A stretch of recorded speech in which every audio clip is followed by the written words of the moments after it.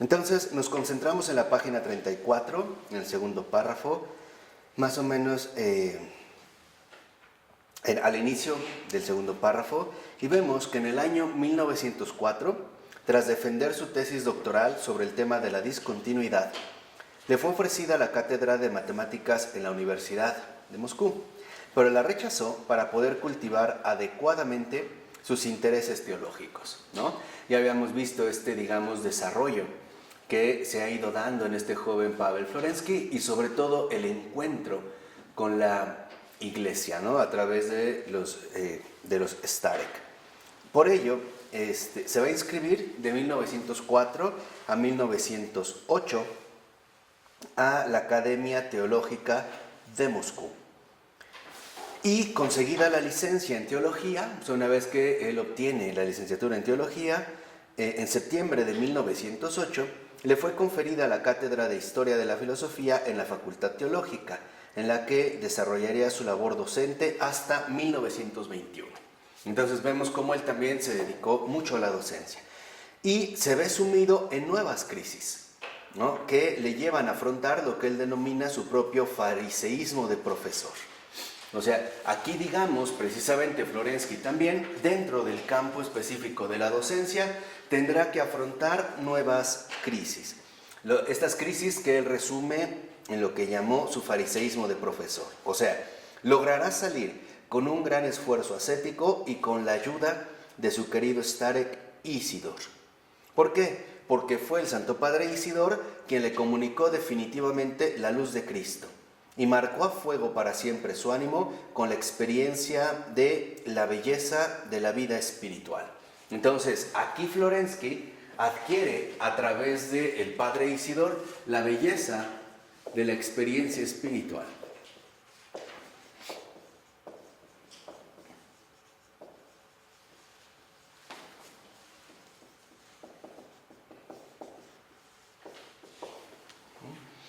Quiere decir que en este sentido todavía superará algunos prejuicios que como docente podía tener y asumiendo posturas muchas veces estrechas o incompletas.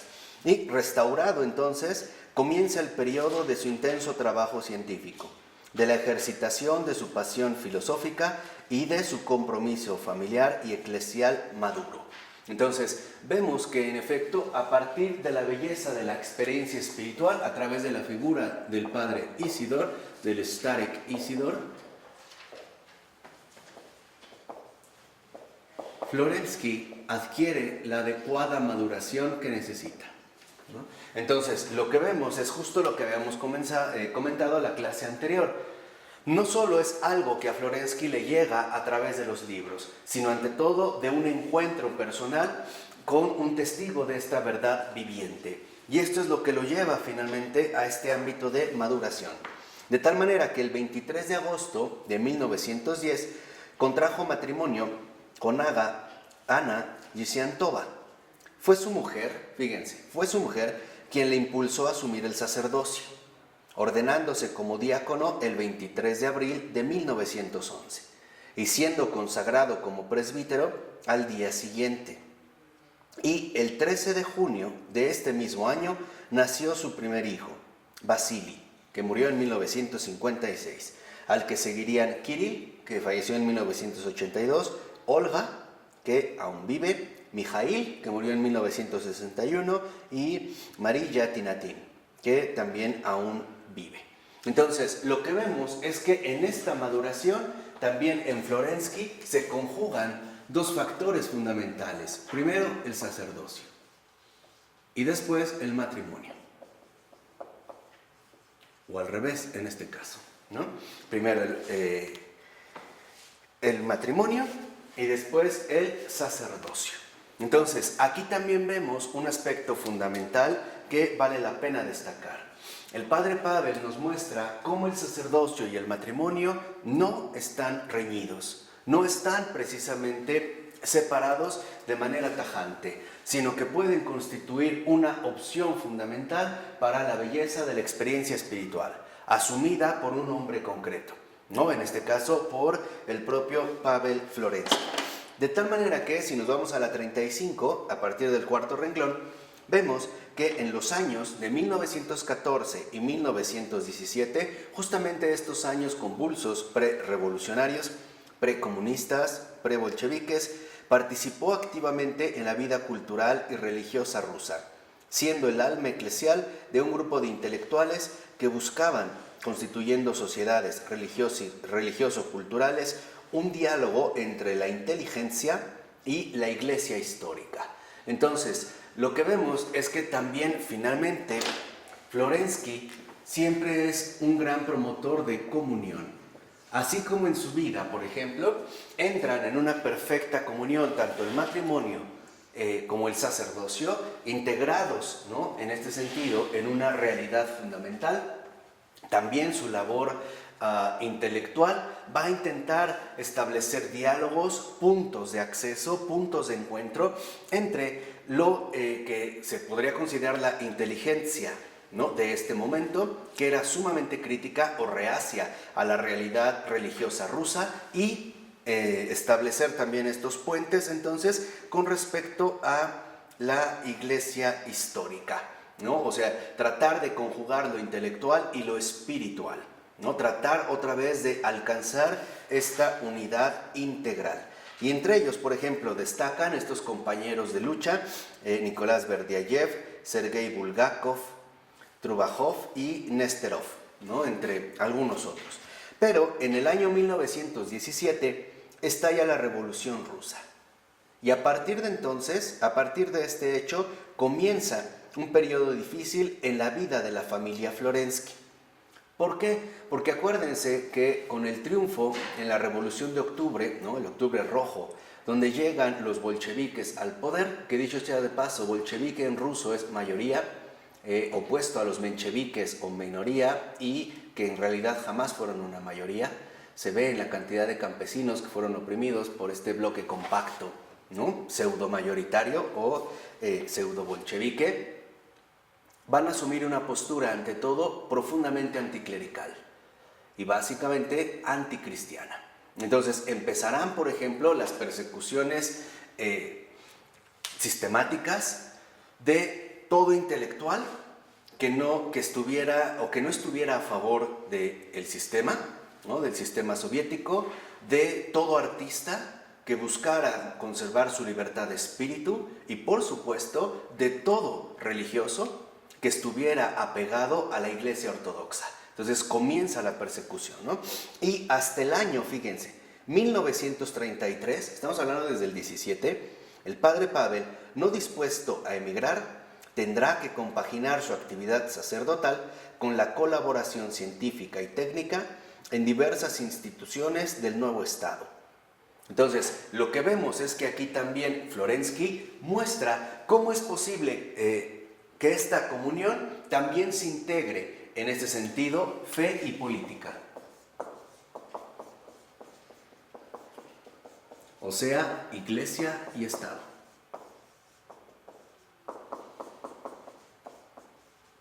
Que es uno de los aspectos que hoy en día, por ejemplo, nosotros solemos dividir. Considerar que se trata de dos ámbitos que deben de estar plenamente diferenciados e incluso separados. Florensky no. Florensky asume su propia realidad personal, su propia realidad cristiana, como un sacerdote que colabora con sus capacidades intelectuales, ¿no?, en los proyectos culturales del propio Estado.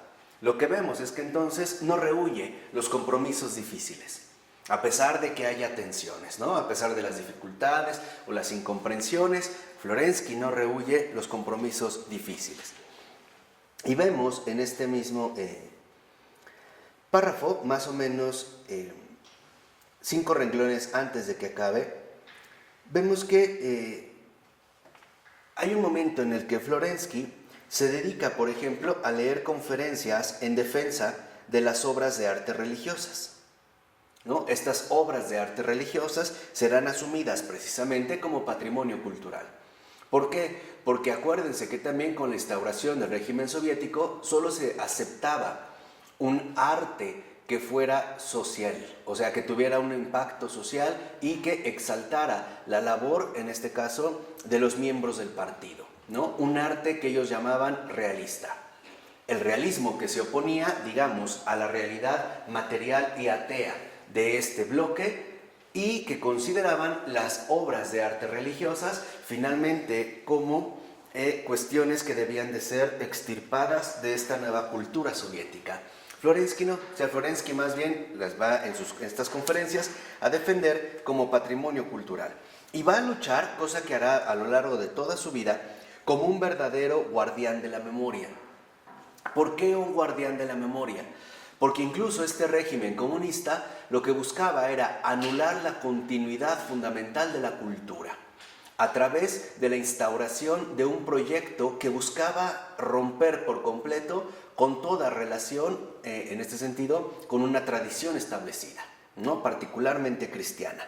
Florensky justamente va a promover la educación de las nuevas generaciones en una visión espiritual de la vida y de la cultura que él denominará realista, en contraposición al ilusionismo de la época moderna.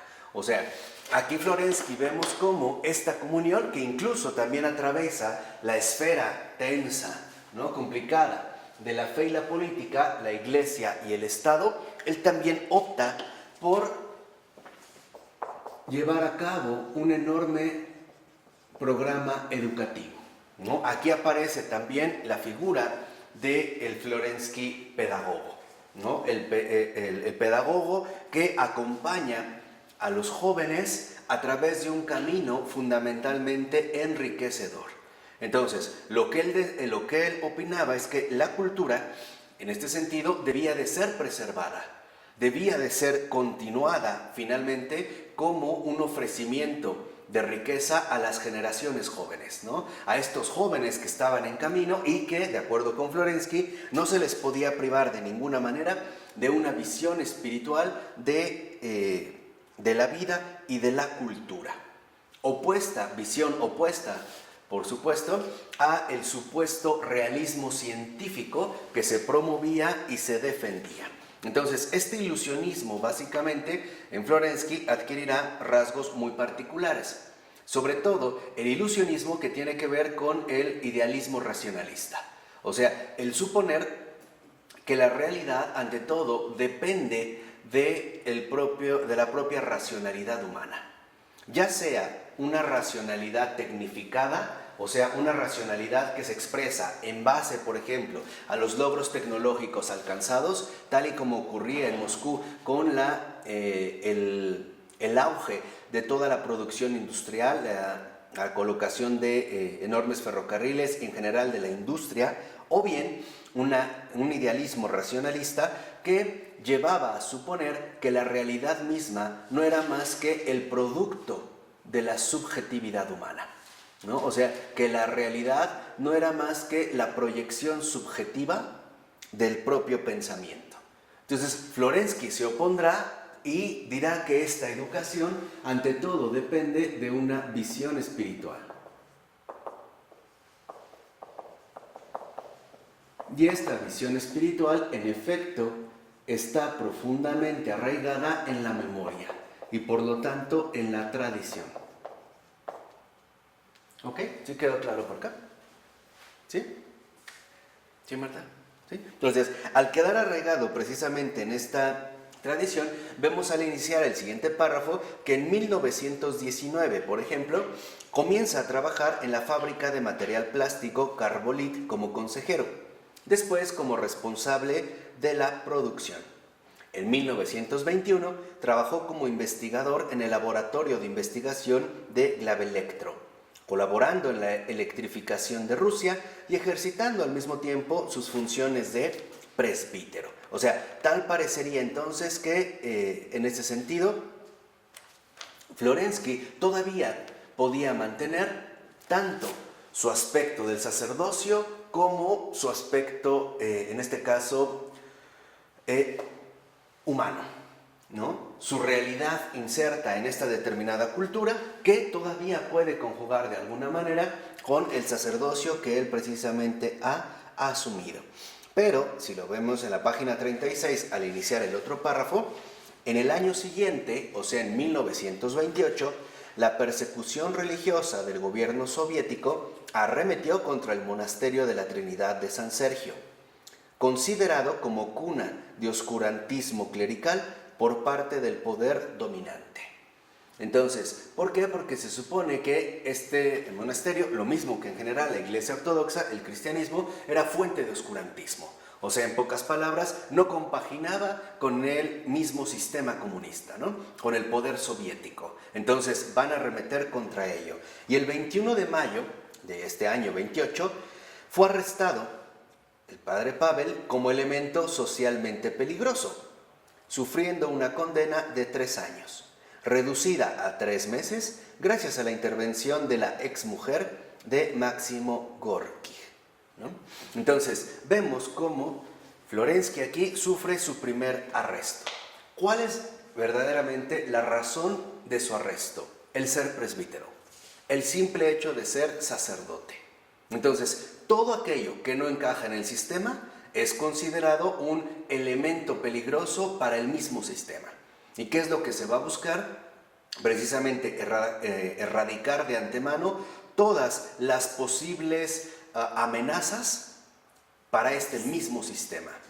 De tal forma que entonces este régimen soviético no solo va a justiciar a los verdaderos enemigos del partido, sino también a los que posiblemente pueden llegar a serlos. Entonces no solo se van ya sobre las personas, digamos, que pueden ser identificadas como enemigos del partido, sino que se van a adelantar y van a tratar incluso de hacer desaparecer cualquier posibilidad de atentado contra el sistema. Por eso es que Florensky será considerado como elemento socialmente peligroso. Ahora, si lo vemos, ¿no? Florensky es exiliado a Nizhny Novgorod, donde trabajó en estudios sobre radioactividad y continuó su actividad científica y de escritor, desarrollando el concepto de neumatósfera, sobre la base de la noósfera del académico amigo suyo Vernadsky. ¿Qué es lo que significa? La noósfera, ¿no? Era como, en estas cuestiones de estudios que realizaban, era como una porción fundamental que hacía referencia ante todo a la comprensión intelectual, o sea, al racionalismo científico. Pero Florensky atribuye a esta noósfera la contraposición de la neumatósfera. O sea, la neumatósfera sería precisamente el recordatorio de que la realidad no solo depende de la propia capacidad racional del hombre, sino de la presencia de lo espiritual. Luego, en 1929, puede volver a Moscú y recupera su puesto de trabajo, ¿no? Y va a acceder a nuevos cargos técnicos. Y bueno, estará él trabajando bastante en proyectos técnicos científicos, en el Consejo de Trabajo y la defensa de la URSS. Ahora, la vida de este trabajador infatigable, de un genio creador inusitado, sería puesta a prueba duramente en la última etapa de su existencia, que comienza con el arresto de 1933. Entonces, a partir de 1933 comienza en efecto la prueba dura de Florensky. Las acusaciones como enemigo del pueblo, fíjense, y esta es una estratagema, ¿no? Porque ya no se habla solo de enemigo del partido, sino enemigo del pueblo, porque el ser llamado enemigo del pueblo significaba que atentaba contra la supuesta realidad de todo el país. Era una forma engañosa de decir que él era un peligro para todos, y no solo para los que estaban en ese momento en el poder, ¿no? O sea, decir que era un enemigo del pueblo era comprometer falsamente a todos los ciudadanos. O sea, buscar la complicidad, ¿no? Que los demás también se sintieran amenazados. Se fueron haciendo entonces cada vez más numerosas y cada vez se toleraba menos la presencia de un sacerdote, un pope ortodoxo, en las actividades científicas. O sea, mientras que Florensky buscaba la comunión incluso entre Iglesia y Estado, el régimen soviético buscaba anular por completo estos dos factores. ¿Por qué la Iglesia insistía en lo espiritual y el Estado en lo técnico? Entonces consideraban que un simple sacerdote no tenía la capacidad de trabajar en los proyectos técnicos científicos del Estado soviético. Por eso El 26 de febrero es arrestado como miembro del inexistente Partido para el Renacimiento de Rusia. O sea, algo que hay que tener en cuenta es que este régimen soviético es ante todo una red inmensa de hipocresías y mentiras. Las acusaciones eran falsas. Los supuestos partidos a los que pertenecían eran falsas. Era generar una especie como de histeria colectiva en la cual todos entraran finalmente en una situación de pánico, sintiéndose continuamente amenazados por realidades inexistentes. Y además bajo una acusación falsa, apoyada en la confesión forzada del profesor Gurianov. Entonces, si lo vemos también, incluso las acusaciones eran forzadas, eran obligadas, eran bajo presión. Florensky optó, fíjense, por no desmentir la acusación, sacrificando así su propio destino, con tal de no obstaculizar la liberación de diversos prisioneros. En pocas palabras, se da cuenta Florensky de que para que realmente se asuma la memoria como una tradición, es necesario una víctima sacrificial.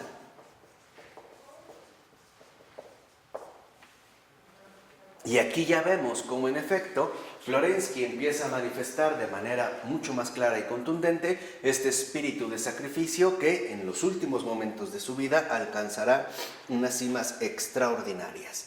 Ahora, una declaración de Padre Pavel hace comprender el sentido espiritual de esta elección tan dolorosa. Entonces, no es un mero gesto heroico, como para decir que defiende a sus compatriotas o que él se ofrece. No, es una decisión bastante dolorosa, pero que tiene un sentido espiritual. ¿Por qué? Florensky lo dice.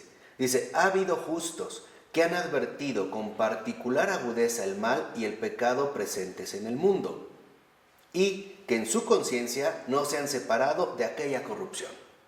O sea, hay quienes en efecto, en pocas palabras, han sido muy conscientes del estado lamentable de la situación en el mundo, ¿no? Un estado de injusticia, de corrupción, y no se separan de este ámbito. Lo afirman, pero no se separan. Pero, dice Florensky, con gran dolor han tomado sobre sí la responsabilidad por el pecado de todos, como si fuese su propio pecado personal, por la fuerza irresistible de la particular estructura de su personalidad. Entonces, aquí, en efecto, lo que menciona Florensky es que esta víctima sacrificial es debido a su propia personalidad. Podríamos decir que la personalidad no es el perfil humano que posee la persona en sí misma, sino una personalidad adquirida por su comunión con la verdad.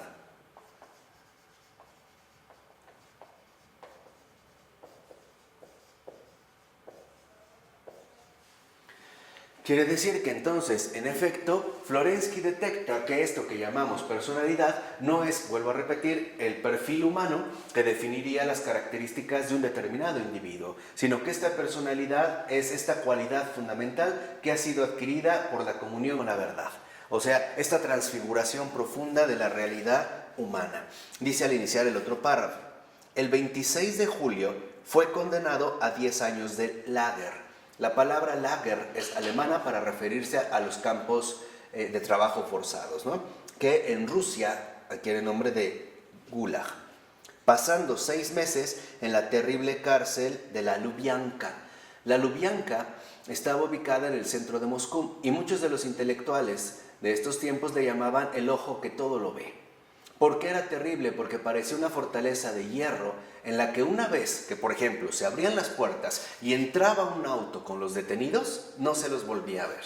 Y no se sabía lo que pasaba dentro, porque no había alguien que saliera como para decir lo que ahí ocurría. Pasaban rumores de los que ahí trabajaban, pero era, digamos, como el ojo fundamental que controlaba o que vigilaba a todos por igual, ¿no? Y el 1 de diciembre de 1936 ingresa en el lager, en el Gulag de Sobodonig, en la Siberia Oriental, donde le fueron confiadas nuevas misiones científicas. O sea, a pesar de haber sido detenido, ya vimos, con falsedades, con injusticia, etc., aún así siguen aprovechando el potencial de Pavel y le encargan nuevas misiones científicas. Y algo que es de llamar la atención es que ni siquiera en los campos de trabajo forzado se agota su creatividad y su deseo de sembrar en la cultura. Por medio de experimentos y descubrimientos científicos, su visión integral del mundo. Entonces vemos cómo esta personalidad adquirida por su comunión con la verdad lo transforma también en un sembrador. Sembrador de la verdad. Un sembrador de la verdad que está profundamente comprometido con la visión integral del mundo que ha experimentado y que quiere compartir con el mundo entero. O sea, la superación de las divisiones precipitadas. Ahora, el 10 de febrero del 34 es transferido al campo de Skorodovino y lleva aquí, ¿no?, investigaciones que serán publicadas más tarde por sus colaboradores, en función precisamente del hielo perpetuo. Y dos renglones abajo vemos que gracias a una nueva intervención de la mujer de Gorky, pudo tener lugar un último encuentro con la mujer y los hijos menores en el verano de 1934. Es la última vez, en ese verano del 34, cuando podrá tener su último encuentro tanto con su mujer como con sus hijos menores. El 17 de agosto es encerrado inesperadamente en una celda de aislamiento hasta el 1 de septiembre, fecha en que fue transferido ahora al Gulag de las Islas Solovki, en el Mar Blanco. Estas Islas Solovki, que se encuentran en la parte, digamos, más noroeste de Siberia, ya en estas tundras siberianas, antes eran un monasterio. Y aquí, digamos, no es casual porque Florensky ya hacia el final de su vida se dará cuenta de que sus sueños se realizaron, pero no como él esperaba. ¿Por qué? Porque él decía que quería acabar sus días en un monasterio. Y en efecto acabó sus días en un monasterio, pero convertido en cárcel, ¿no? Que es como una situación bastante llamativa. Y en las islas, en estas islas Solovki, el espacio sagrado de un antiguo monasterio había pasado a ser ahora la sede del más terrible de los campos de represión del régimen estalinista. En efecto, se reconocían que estas islas de las Solovki eran, digamos, como el lugar más bien, más aterrador de toda la represión que llevó a cabo el régimen estalinista. O sea, el ser transferido a las islas Solovki era lo peor que le podía pasar a un prisionero. O sea, el ser, digamos, transferido a las Solovki, sabían que no había ida de vuelta, porque se caracterizaba por la crudeza simplemente del propio entorno geográfico, más aparte la crueldad inhumana de todos los que ahí controlaban este gulag. Y del 12 de septiembre al 12 de octubre es encerrado de nuevo en una celda de aislamiento. ¿Y por qué? Porque el encierro en estas celdas de aislamiento tenía como principal función debilitar la resistencia psicológica del prisionero. O sea, doblegarlo finalmente psicológicamente hasta que se quebrantara. O sea, dicho brevemente, lo que buscaban al aislarlos era quebrantar su espíritu, anular en ellos cualquier posibilidad de manifestación humana, volverlos finalmente plenamente doblegados ante la opresión en las cuales viven.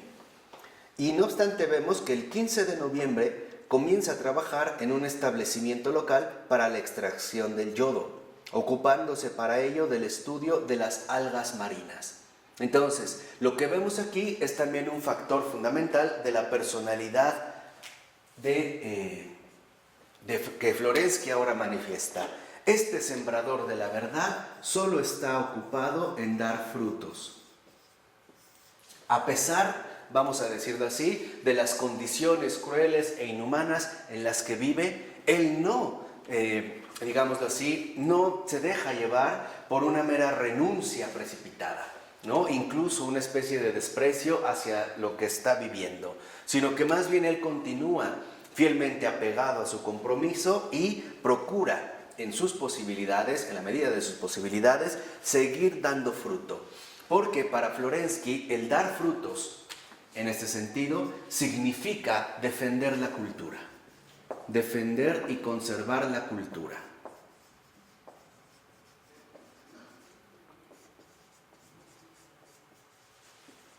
Esta cultura que se extiende a todo lo universalmente humano, ¿no? Defender y conservar la cultura, siempre para los demás.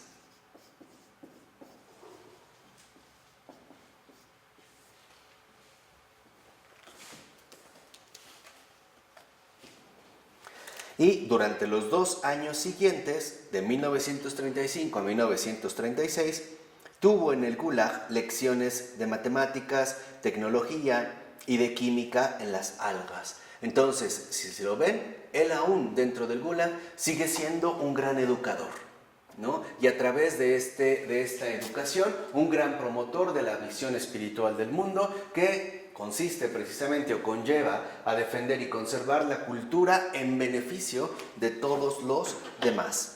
Ahora, sus numerosas cartas escritas en condiciones extremas y que aparte son verdaderamente bellas y extraordinarias, nosotros podemos leer alguna selección de estas cartas en español a través de lo que les comenté, de este libro de Eunsa que se titula Cartas de la prisión y de los campos, ¿no? Porque estaban como transfiriéndolo continuamente.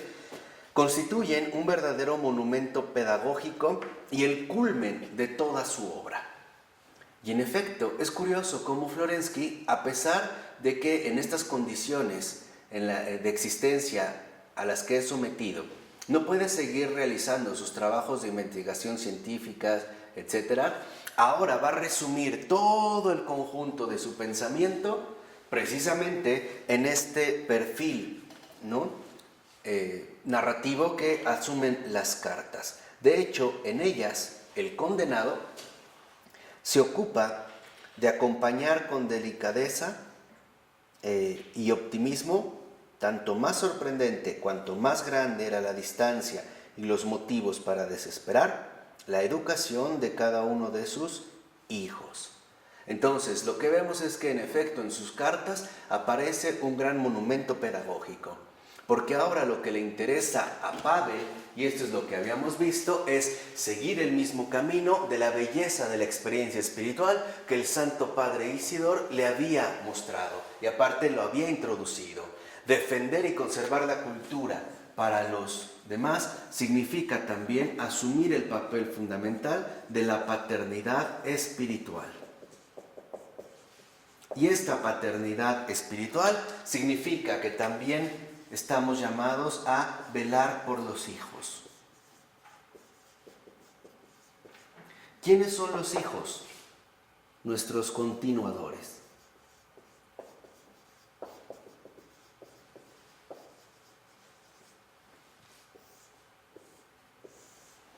Entonces, Florensky aquí es donde vemos cómo todavía su expectativa, ¿no?, se abre más al reconocer que no podemos suponer que nuestra vida se acaba con lo que nosotros hemos realizado, sino que lo que hemos realizado no es más que, en este sentido, la preparación o el allanamiento de un camino que están llamados a recorrer los que aún están por venir. Entonces, nuestros continuadores, en ellos precisamente radica el porvenir.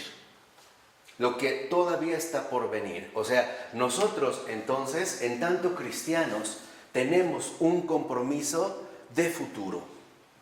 En nuestra existencia también radica un profundo compromiso de futuro. ¿Por qué? Porque en lo que nosotros vivamos y realicemos está comprometida toda la generación que nos va a preceder, ¿no? Todos aquellos que finalmente vienen después de nosotros. Y si nosotros no defendemos, ¿no?, la verdad en las condiciones en las cuales vivimos, los que más lo van a padecer son precisamente nuestros continuadores. O sea, lo que más se vería afectado en este sentido sería todo el porvenir. Entonces vemos que esta paternidad espiritual también constituye un profundo compromiso de futuro. Y este profundo compromiso de futuro es justamente el que encontramos expresado a través de sus cartas, de las cartas escritas en en la cárcel, bueno, y en el Gulag en general, ¿no? En los campos de concentración rusos y en las prisiones. Entonces, este compromiso de futuro representa que precisamente Florensky no solo está interesado en la obra que ha realizado, sino que está ante todo preocupado en los que aún están por venir, ¿no? Mejorando o tratando de mejorar en este sentido todo lo que les pueda ayudar a conservar la memoria de la verdad y por lo tanto la experiencia de la vida. En el verano del 37, el lager fue transformado en prisión especial. A partir de entonces, desarrolló la función de guardia nocturno de la fábrica de yodo, ¿no? Ahí cambia el papel, ahora ya no puede trabajar, ahora solo puede desempeñar un papel de vigilante nocturno, ¿no? Y nuevamente condenado, el 25 de noviembre de este año 37, es privado de la autorización de mantener correspondencia con los familiares. O sea, tal parece que incluso este compromiso de futuro se quiere ver impedido a toda costa. Silenciarlo, callarlo e interrumpir, digamos, el enorme esfuerzo que Florensky hace por velar por los hijos. Hijos que de hecho somos nosotros. Yo creo que el padre Pavel jamás imaginó que nos íbamos a adherir a él en un país tan lejano y a una distancia tan enorme, incluso temporal, histórica, ¿no? Pero podemos decir que cuando Florensky está escribiendo estas cartas, también estaba ya pensando en nosotros. Y eso nos debería de llenar de alegría, ¿no? Y a partir de este momento, fíjense, a partir de este 25 de noviembre del 37, cuando a Florensky ya se le prohíbe mantener correspondencia con los familiares y por lo tanto no puede recibir, pero tampoco puede escribir.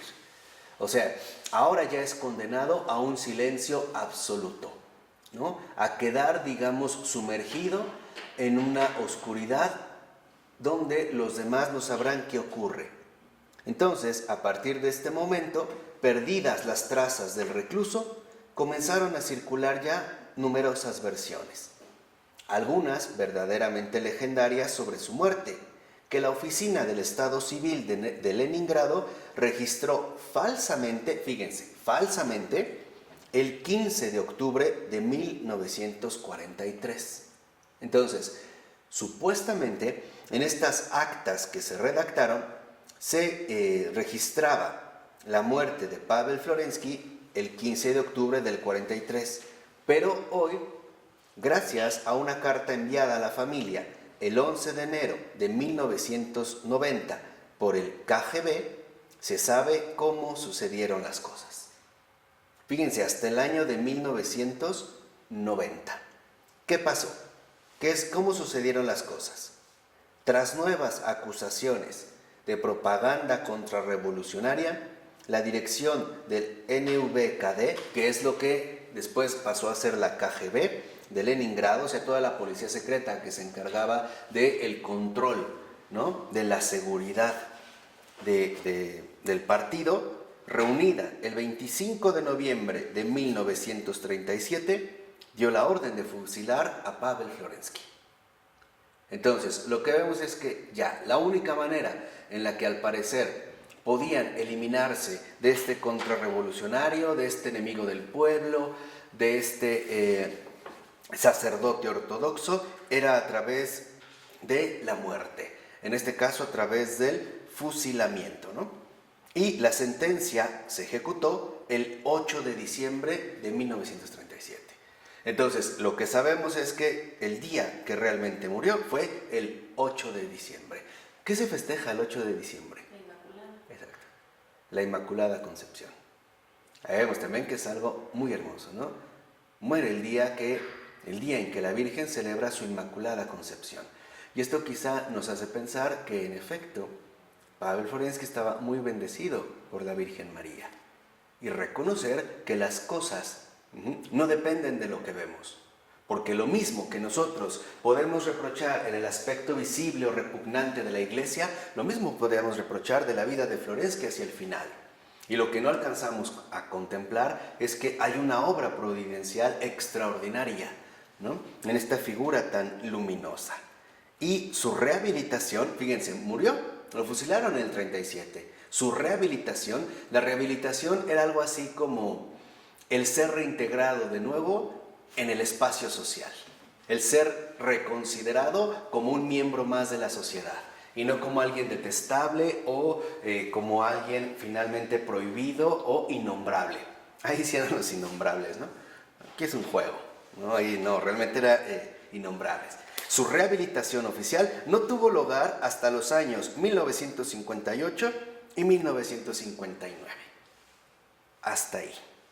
Entonces, lo que nosotros vemos en este sentido es que Florensky, por ejemplo, pasa de la soledad en compañía, ¿no? Y aquí menciono este tránsito, ante todo retomándolo de un filósofo mexicano también injustamente olvidado, llamado Eduardo Nicol, católico extraordinario, bien potente, pero desconocido quizá, o ya como relegado al olvido, Eduardo Nicol. Florensky pasa de la soledad en compañía a la compañía en soledad. ¿Qué quiere decir esto? Que la soledad en compañía representaba la incomprensión de todos los que le rodeaban, o sea, el estar inmerso en un ambiente que ciertamente le era sumamente hostil y aparte sumamente doloroso. Esa es la soledad en compañía. Y ahora pasa a la compañía en soledad, o sea, a la comunión de los santos. Porque él aparentemente muere en una soledad humana que, como vimos, tardaron muchos años en saber qué es lo que realmente ocurrió, pero ahora ya está en esta profunda compañía que lo ha recibido con los brazos abiertos y que a partir de entonces podemos decir los frutos que el Santo Padre Pablo Florensky ha ido dando en el mundo no han dejado finalmente de fructificar. E incluso cada vez parece que estos frutos alcanzan tanto dimensiones mayores como alturas verdaderamente insospechadas. Bueno, con esto tendríamos nosotros el perfil biográfico. Dejaremos para la siguiente el atractivo de un sacerdote sabio. ¿De acuerdo? Muchas gracias. Del Padre, del Hijo y del Espíritu Santo. Amén.